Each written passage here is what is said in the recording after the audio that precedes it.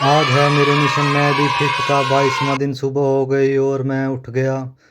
उठकर कहने मैंने भगवान का किया शुक्रिया और भगवान को किया नमस्कार। उसके बाद मैंने धरती माँ को किया प्रणाम और धरती पे बैठ के पानी पीने लगा और चिंतन करने लगा अपनी की हुई गलतियों का जो कल की थी।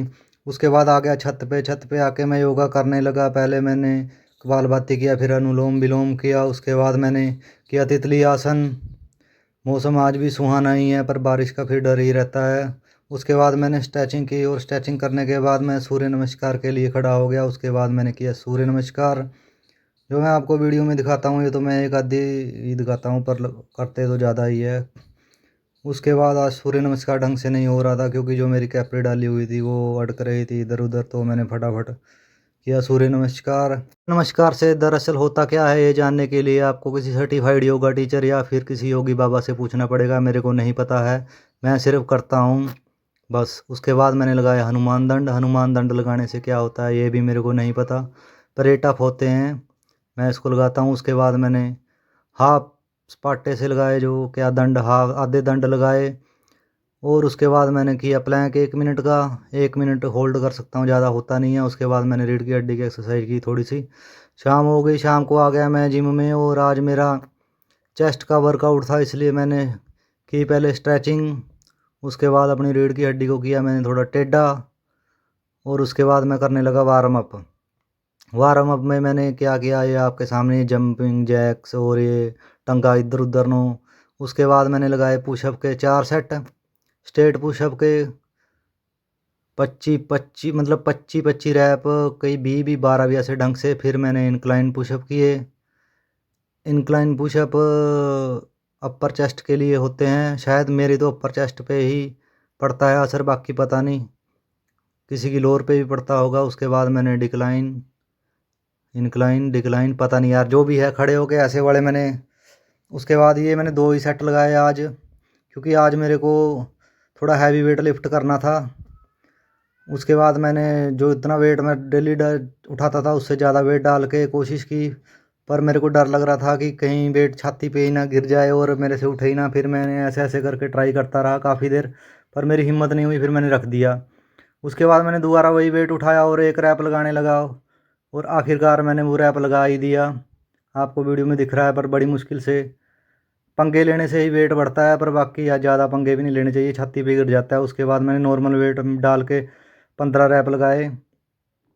फिर उसके बाद हौले हौले वेट बढ़ाता बढ़ाता गया और अपनी ये स्ट्रेट बेंच प्रेस। उसके बाद मैंने अपने टेबल को कर लिया इंक्लाइन, और इंक्लाइन में मैं एक फिक्स वेट से ही वेट ट्रेनिंग करता हूँ क्योंकि उठाने में यहाँ इस टेबल में दिक्कत रहती है, तो मेरे पास सपोर्ट भी नहीं है और ढंग से उठाया भी नहीं जाता, फिर कमर पे थोड़ा स्ट्रेस आता है। इसलिए मैं एक ही वेट डाल के इस पे करता हूँ। 12-12 रैप, 12-13 रैप निकल जाते हैं इस वेट से। और फिर मैंने डिक्लाइन किया, डिक्लाइन भी मैं सेम वेट पे ही करता हूँ।